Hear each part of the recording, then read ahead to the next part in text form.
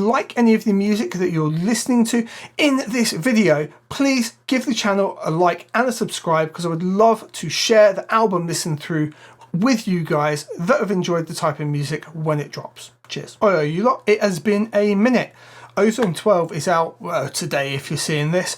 I have had the pleasure of having it a little while. It came to me as I was mastering up the album. So today we're going to have a listen to some unheard music and have a look at what we can do with Ozone 12 on those mixdowns. Let's go. So I'm going to be very specific in this, in what I am looping over, because I don't want to spoil the whole tracks for everyone. I just want to clarify really quick, I'm working in headphones because of that microphone, and big speakers recording a microphone, really tricky. Normally I'd recommend a mix of the both. For this video in particular, headphones. The very first thing I want to talk about here is the assistant is now spot on.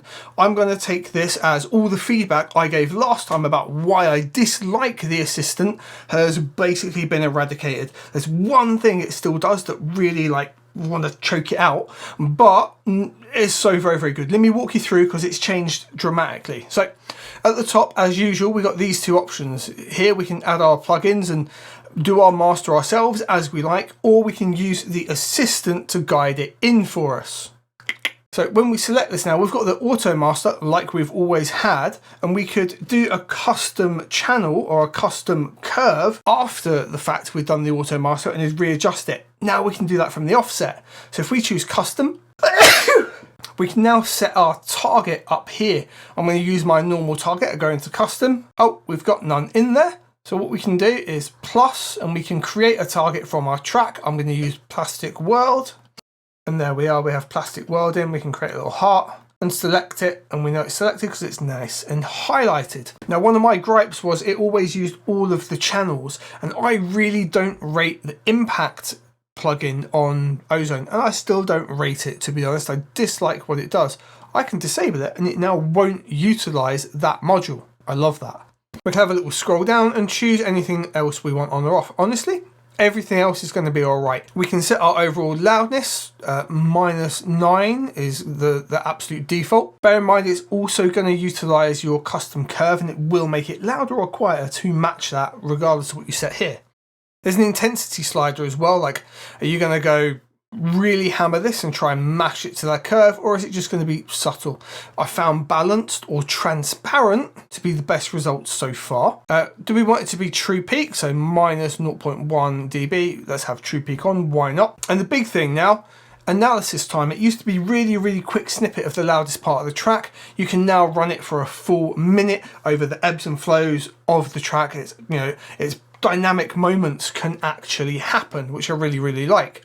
And what I'm going to do here, I'll run it for about 30 seconds, and I'm going to mute the bit of the track that it's going to come into, but the bit we're going to listen to, I'll let you listen to. So now we can hit Start Assistant and let it run over a much longer portion of the track.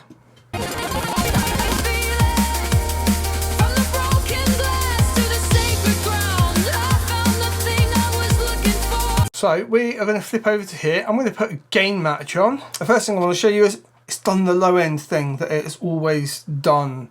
It just makes me want to, you know, it is what it is. This is the one gripe that is still here. Once this is gone, I'll be a happy camper.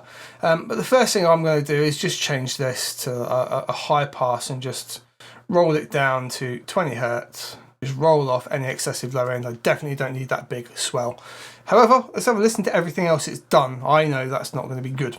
So we put it on gain match, so we can A and B it this way without it, well, blowing our ears out, and listen to what it's actually done. So let's loop over the section here. So this is Ozone's master.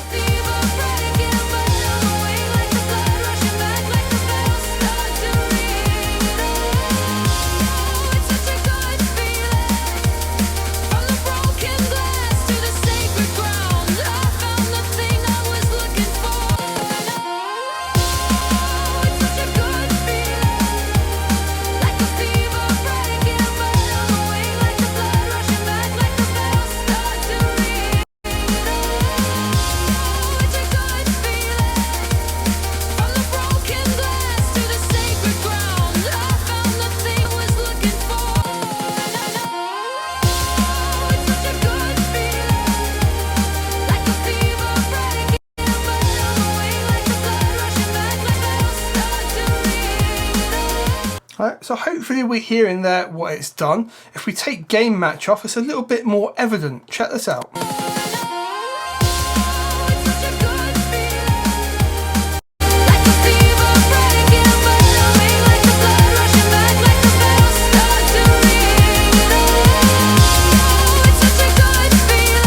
You know what though? It's given us a really good starting point and set Ozone up for me exactly as I want. If you haven't seen my previous videos, this is my favourite thing. If we go to dynamic EQ, it's found any cheeky resonances and it fits them really well. And if you think, it's blag, it's just chucked in some random things, you can almost always select them, solo them, and go, actually, yeah, it's found a really horrible part in the mix and nailed it. It's so good for that aspect alone.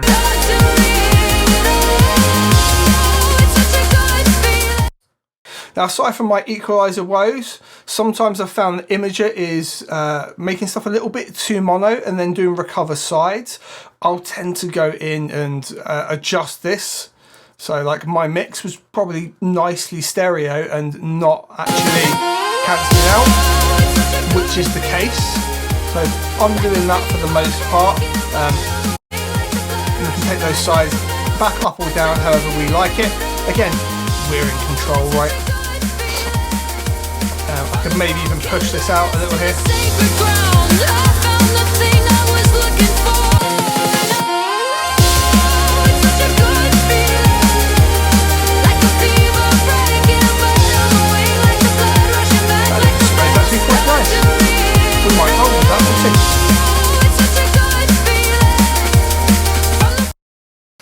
So that's the new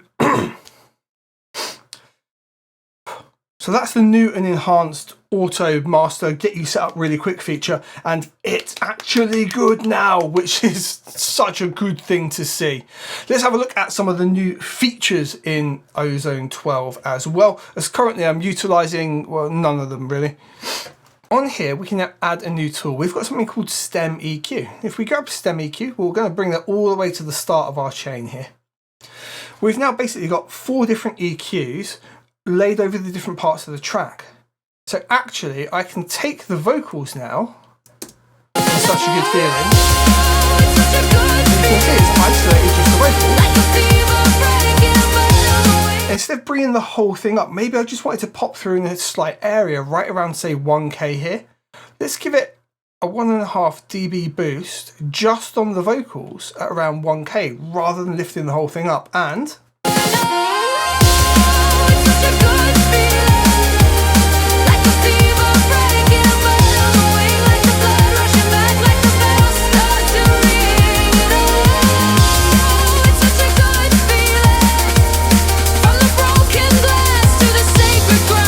like, that's kind of ridiculous. I've overcooked it at 1.5 so you can really hear it. I don't really think it needs anything, but it's kind of nice, right? Having it pop out a little bit more. A few years ago on this channel, I showed a really complex way of like doing this to make a vocal pop out of a track. Now you can just do it by dropping that in and just boost it just where you want it. It's so easy. Which, yeah, it's ridiculous. And the power of what it can access, like on the drums, for example, like, say, I don't know, our snare is actually way too intense. We can actually just do this. I can dial out the impact of the snare in a master.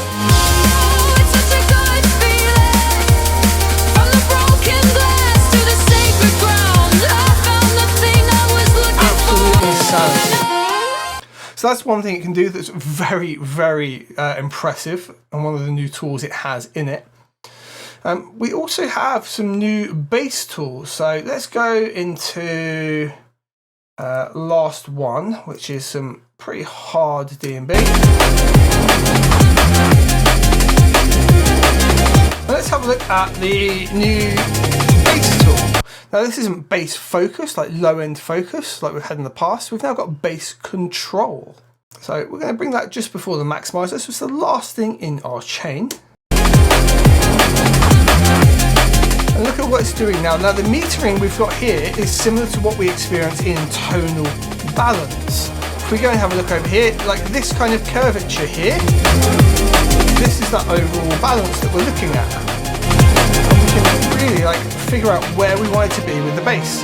Sitting in the middle is about right. It's maybe a little on the light side, it says here. So I can push it up and shift that whole balance. Because of the technology going on, I'm only doing it to the bass. If I want it more punchy, we're going to struggle with a respace, but actually,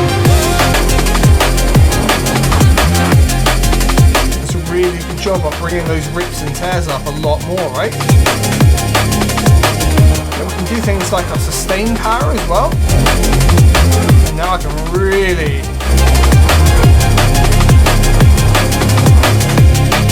make those rips and tears in the release.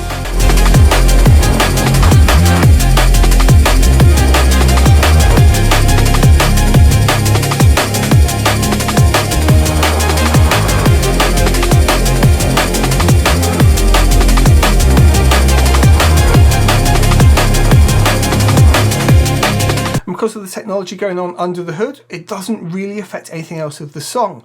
It doesn't specify it, but I assume it's making use of that stem technology that we see in the EQ as well. So it's a very useful tool to have in there, especially for someone like me who makes, well, bass heavy music. One caveat I would say about this, where we pushed that up and we made the bass like a rip and tear for that moment, on other parts of the song, it then doesn't translate very well. So this is the kind of thing that I would automate in for those key situations where I do want that to rip and tear for that moment, but we need to dial it back a little bit later in the song, which is one of the things a human mastering engineer has over everything else: context and understanding of that context. Now, there's one other module that I want to show, but we wouldn't use it on any of this music that I've got in here because they're all mix downs, and as you can see, they are actually my mix downs and they're all rather dynamic. There's lots of peaks and troughs and, well, there's definitely a whole bunch of transients. But what about if you've got a file that's already been squished and you wanted to kind of unlimit it? Is that a thing? Right, so here is the master file for Don't Starve. And as you can see, it's a squishy boy, right? It has been squooshed right up. So what we would look at doing here would be, say, dramatically take the gain down. Let's give ourselves, say, that mysterious 6 dB of headroom. We've got a squished sausage, right? Like this. Either on beat or a cappella. So when I gotta do it, I'ma do it well. I'm not spoiling the whole tune. What we can do with Ozone 12 is we can get the dynamic range back. Now, this is something I would expect to see in the likes of RX, not Ozone. However, it is useful to have there, I'm not going to lie. I won't use it very often, but the fact it's there is pretty impressive. So check this out. What we do, we got our music. It's very, very squished. That's why I've chosen this as an example. It's a loud tune. We're going to bring the threshold down to here, where we're catching some of those peaks, and we can boost them back up. So when I gotta do it, I'ma do it well. D&B is real. I showed you the old school like speak and spell. Either on Let's do it without clipping. Just Come on, you can do it. I'ma do it Sweet. well. D&B is real. Now you're starting to see the profiles a bit more like my mix downs. Either on beat or a cappella. Pretty sick, So isn't when it? I gotta do it, I'ma do it well. D&B is And you real. can hear the dynamics as well. Big fan of dynamics. I've had to cave into loudness. Is what it is. A cappella. So when I So gotta let's just A/B this real quick. D&B is real. I showed you the old school Gonna gain match it. spell. Either on beat or a cappella. So when I gotta do it, I'ma do it well. D&B is real. I showed you the old school like speak and spell. Either on beat or a cappella. So when I gotta do it, I'ma do it well. D&B is real. I showed you the old school like speak and spell. Either on beat or a cappella. So when I gotta do it, I'ma do it well.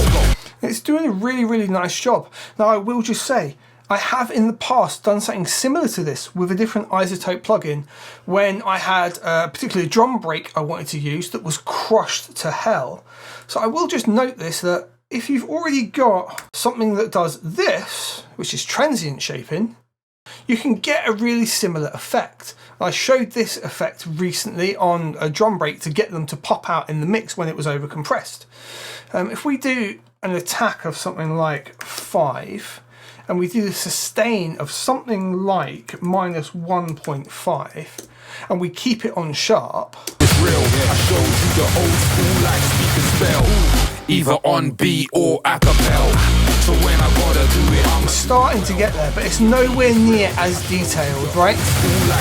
We have to really narrow it down. So if we pump this right up now, so when I gotta do it, I'ma do it well. capturing some of it, I'm gonna have to bring the sustain down a bit more. Either on beat or a cappella. So when I gotta do Pump it a little harder. D&B is real. I showed you the old school like speak and spell. Either on beat or a cappella. So it's this principle taken to extremes, right? As you can see, this now gives some absolutely insane results in certain parts. Beat or a cappella. Whereas the transient shaper, so the transient shaper does too much at times and not enough at others. The regain here is doing a much better job. But it is something that you can try and get back with a drum shaper, especially if you can do like a stem split or you've got a focused thing. But very, very useful and nice to see it as an addition in there. There are some other things that we can look at. So we do have as well in the maximizer a new IRC5, which means we can get even louder while maintaining clarity. I personally tend to go IRC4 and transient still, even at this stage, and prefer the sound of that. But let's just listen between the two on something pretty loud that isn't this crushed master. Let's take the drop in running on empty.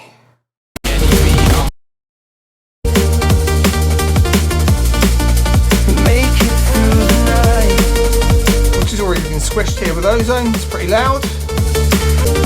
This IRC for modern, if we switch to transient, and I usually bring it to about 1.2 on the character.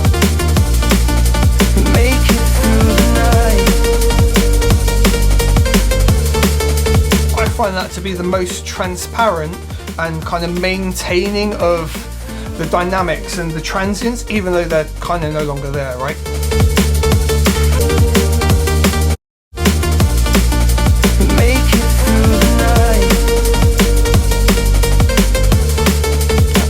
IRC5 says it's not limiting nearly as much, but the level's kind of maintained, which is very clever.